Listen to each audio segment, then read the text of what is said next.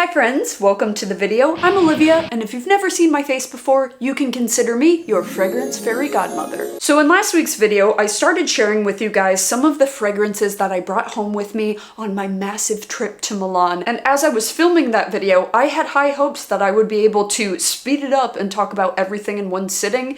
And as I got editing, it was very clear that that's not going to happen. You're going to see a little bit of outfit change because I filmed these on different days. So without further ado, let's get into part 2 of the fragrances that I brought home from Milan. A few years ago, I went to Rome, Paris, and Berlin, and while I was in Rome, I got to try out this Italian fragrance house, and I wasn't all that familiar with a lot of niche fragrance houses, and I immediately fell in love with this house. They have a brand new fragrance, so the brand is Farmacia SS Annuziata. In the past I was saying Farmacia. Apologies, my Italian is not great. And this is called Spleen Fever. And I had posted about this on my Instagram, and a lot of people were a bit confused by the name Spleen Fever, and they were worried that it was going to smell like organs. But the owner of the fragrance house explained to me that spleen fever in a lot of poetry was a reference to sadness and depression. She explained it much more eloquently, but there was a little bit of a language barrier, so I'll check back with a little bit more thorough description. But I assure you that this does not smell like organ meat. On the contrary, this fragrance is the culmination of so many fragrance notes that I absolutely adore, and it's so well done. So in the beginning, you are going to get some spiciness coming from some clove and cardamom and pink pepper that's smoothed over and sweetened up with some coconut milk and some really rich white florals, once again supporting my need for white florals at this time. So we have tuberose and gardenia. But then as this dries down, you start to get a really woody roasted coffee. So you're getting spicy, and you are getting creamy and milky florals, but then in the base you are getting something roasted and something woody. So to me this is an interesting year-round fragrance because although the spicy woody roasted quality would lend itself to cooler weather, the brightness that you're getting from the coconut milk and the florals make this for a perfect year-round wear. It is super complex, but this has to be one of my favorite discoveries of the entirety of my trip. This next fragrance, I am regretting so much that I did not have this in wintertime because for my tobacco lovers, this one is for you. This is Cuir Affine by Lorga Perfumes. This is a bizarre mix because you have some gourmand-ish notes, but then you have some very earthy animalic notes. So in the beginning, you have milk and you have hazelnut, and it feels very creamy and frothy, but then as it dries down, you start to get a very charred wood sort of accord. The mix of tobacco and leather in this, to me, come off very smoky with just a little hint of barnyard, but in a way that is very pleasant. Imagine it's a summer's day and you are on the countryside and you are driving and you are getting something that is as if they put out a fire on the hillside by a farm. But then you mix that with something creamy and nutty. It's a bizarre fragrance, but it works. But with that being said, this is definitely a wintertime fragrance for sure. And if there was one brand at the expo that takes the cake on packaging, is this brand right here, because I walked by and I saw that these are literally books. They look so cool, so I was immediately intrigued. So this is by the brand Mayb Su, and all of these are meant to tell the story of seduction. And as I was mulling over which one I wanted to go with, she said, why don't you have a look at the red one, because I think that's going to speak to you. And this tells the story of a main character who is fearless and rebellious and frivolous and lives to the beat of her own drum. In the beginning, you are hit with a tangy, zesty bergamot, but then in quickly comes a heavy dose of a powdery iris. Kind of evokes the emotion of putting on a cherry red lipstick knowing that you are going to cause mayhem that night. You feel me? But then as this dries down, you get a really seductive mix of musk, of vanilla, of tonka bean,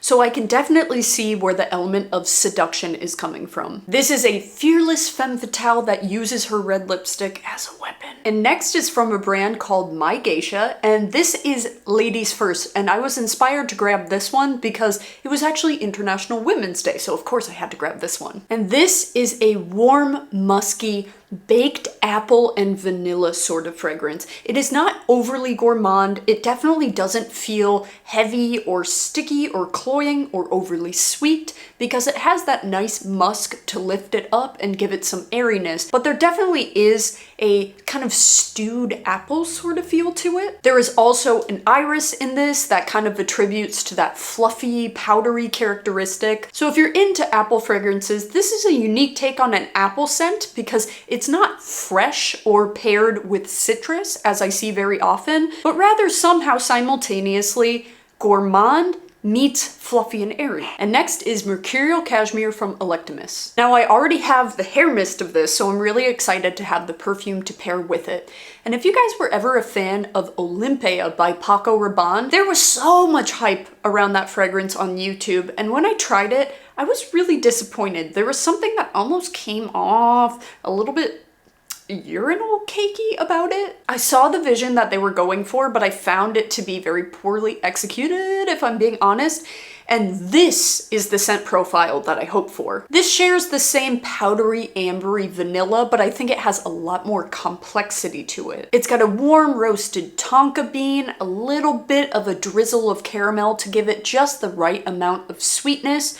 So if you are a vanilla lover, but you do not like vanilla fragrances that are super cakey or juvenile, this is a super elevated, powdery, warm, ambery vanilla. Next is from a brand called Mayme, and this is called Game Lover. So upon the opening, you are going to get a blast of milk chocolate that comes off very fine and very creamy, but then as this settles down, it starts to unveil a berry liqueur that gives it a little bit more groundedness, making this not super duper gourmand. It definitely is gourmand in the beginning, but as it dries down, there's almost something slightly resinous on my skin that makes this such a unique chocolate fragrance. And next is Lethe by Ulrich. This guy was an absolute trip. He was a gem of a human being to talk to, just so friendly and so sweet, and he was so excited to share some fragrances with me, and he picked some out for me, and this fragrance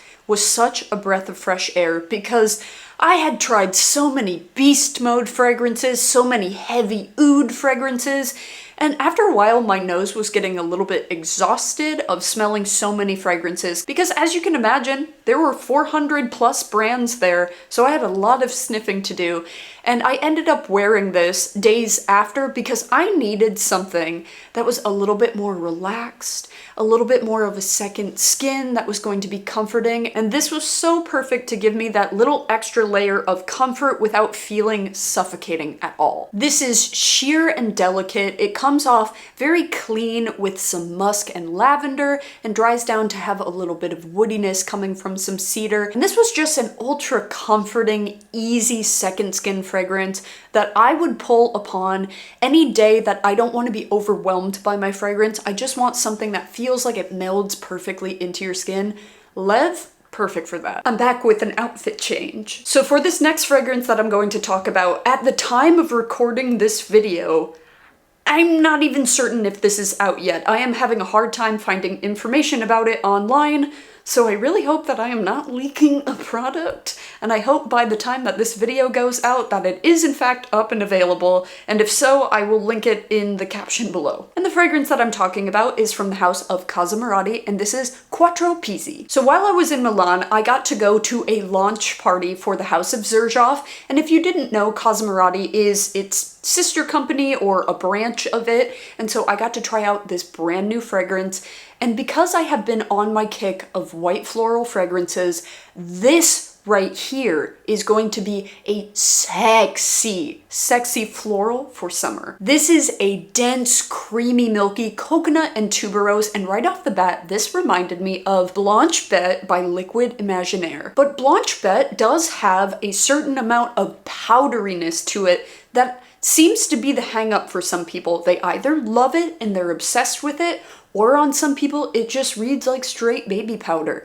But this one has a little bit of rum and feels much more summertime. But whereas Blanche Bête can be a little bit linear from start to finish, this one is a little bit more complex in the wear, because in the beginning you are getting that creamy, dense, velvety tuberose, but as it dries down, you start to get some hay-like, slightly smoky tobacco and a roasted warm tonka bean. So if you are looking for something that's coconutty, that's milky, but has a dense dark edge to it as time goes on, this is a floral bomb, but it is not quite powdery as Liquid Imaginaire. So if you liked Blanche Bête, but you wanted something a little bit more complex and a little bit more summery, Quattro Pizzi. It is so good. And I've already tried this out on skin and clothes, and the longevity is really, really, really long lasting. Really long lasting. Next is from a perfume house that I've talked about on this channel before, Bon Parfumeur, and while I was there, I got to meet with the perfumer and the folks that work at Bon Parfumeur, and I just want to say that they were so humble and so sweet that although I had a meeting to smell the fragrances, we ended up just sitting there and kicking it for an hour and just chatting. And one of the brand new fragrances that they just came out with is 304. Now this has a very prominent note of cumin, and that can be very hit or miss for people. Either you love it or you hate it, and I've heard a lot of people say that they are the latter. They do not care for cumin in fragrances, but I am here to avenge cumin because it gives this beautiful, spicy, warm, almost carnal body-like sort of scent. So I personally find it very comforting and a little bit sexy at the same time. So along with the spiciness that you're getting from cumin, you are also getting some zesty spiciness, a little bit of tanginess coming from some ginger, but you only really get that in the opening, and when this dries down, you start to get a lot of powderiness and a lot of nuttiness coming from some almond that can give that ever slight little Play-Doh-y sort of feel, but in a nice way. It's not overly sweet. And once this dries down on the skin, the almond becomes just slightly powdery in the background, and the woodiness and the spiciness take over. So this is a warming, woody, slightly nutty fragrance. And if you like cumin in fragrances, this is a cumin bomb. So for me, I love it. Another fragrance that I brought home with me that boasts the note of cumin is this cute little bottle from Xerjoff, and this is Alexandria II, but this is actually the re-release, the anniversary edition. And how this differs from the original Alexandria II is the original is a lot more woody and powdery, but this one is going to be much more oud dominant. In the beginning, you are going to get something that is very refreshing. So you're getting some mint, you're getting lavender, again, you're getting a little bit of cumin, but this one is much more of a background player, just adding a little bit of aromatic spice, but not a lot of that BO-esque sort of smell that some people talk about. But if it is an animalic fragrance that you seek, you will definitely find it in this. Although this starts off aromatic and clean and uplifting, you have the note of civet, and you have a very, very barnyard oud. But once that kind of settles into the skin, this does have a fluffiness that boasts that cleanness once again, coming from a little bit of orris and a little bit of musk. This is the kind of fragrance that really takes you for a ride. It has a lot of layers and changes a lot on the skin. So aromatic, slightly spicy, very clean in the beginning,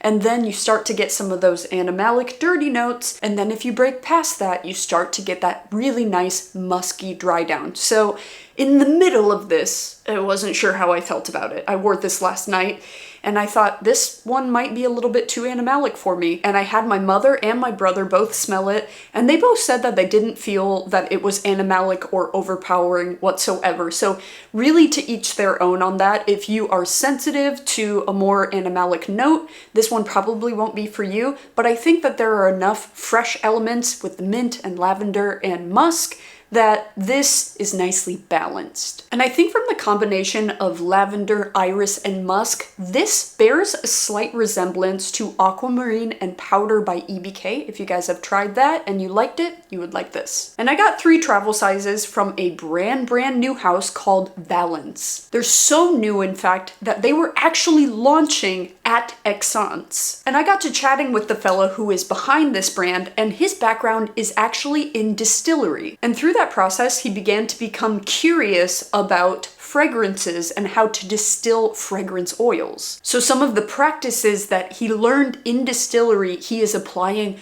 to perfumery, which I found super interesting. But more interestingly is that he has a floating fragrance laboratory. He literally creates these fragrances on a boat called Disco Volante in London. And he assured me many a time that he's in fact not a hippie, but my friend, that remains to be seen. And out of the 3 that I tried, my personal favorite was Spirit. I was very impressed by the scent because I traditionally don't really care for green fragrances, and this through and through is a green fragrance. But what I liked about this scent is there's a juxtaposition between cooling, almost metallic notes that then dive into warming notes. So at first you're met with a prominent mint, but then it travels into a bit of labdanum, giving it a leathery touch, and a strong fir balsam that is giving a greenery but also a resin at the same time. And then in the base you have a patchouli, musk, and a petrichor note that gives it that very quaint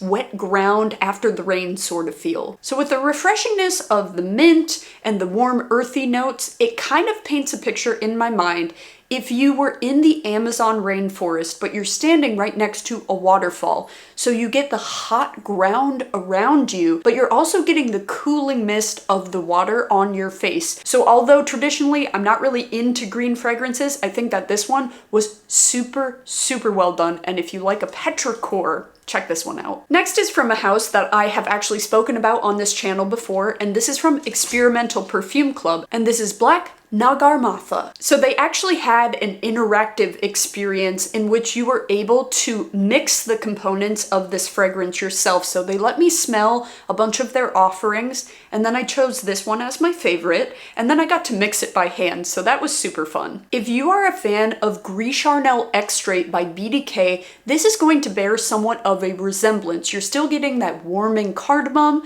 but the difference being this one is a bit more leathery and a little bit more green and spicy. And I'm not certain if it's the amberwood, but I am getting a touch of sweetness on the skin with this one, even though the notes don't really speak to a sweetness. The leather is not prominent, and there's almost something that comes off a little bit buttery. So imagine BDK Extrait if you made it more spicy, more green, added a little bit of leather, but also added the note of buttered popcorn. Weird description, but it works. And the last one that I have for you guys is by the brand Almah, and this is called Infinite Love. And as the fellow was introducing me to some of the fragrance in the houses, he said that this one was quite a hodgepodge, and of course immediately that striked my fancy, so I was like, that one is for me. So in this one, you have some red fruits, you have papaya, as well as some florals that come off quite sheer. You do have a jasmine, but it's overtaken by a water lily that gives it more of an oceanic, aquatic, sheer sort of floral experience. But then it starts to get pretty green on the skin because you have a cypriol that comes in and it's both woody, but almost comes off a little bit menthol. And then you get a mix of spiciness coming from some clove and then a vetiver that almost leans a little bit hay leather-like. So you're getting fruity, you're getting sheer aquatic floral, you're getting spicy, green, and dried hay. So it is quite a hodgepodge. He was not lying on that one. I'm not exactly sure if it was one that I would reach for personally to wear on a day-to-day basis, but it is not lacking in creativity. So that's all I've got for you guys today. Once again, sorry about having to break this into 2 parts. I really wanted to condense it, but I get to talking and I remember all of these details, and I want to share with you guys these cool experiences. And speaking of, not only did I go home with 26 full-size bottles of perfume, but I came home with quite literally hundreds of samples. This is full. This is full of samples. And once I give them a proper go on skin and I get to know them a little better and figure out which ones are bangers, I will report back. As always, thank you guys so much for watching. And if you've made it this far into the video and you're not subscribed, come on. Okay, I love you guys. And until next Saturday, 10 a.m. PST, take care of yourselves, my friends.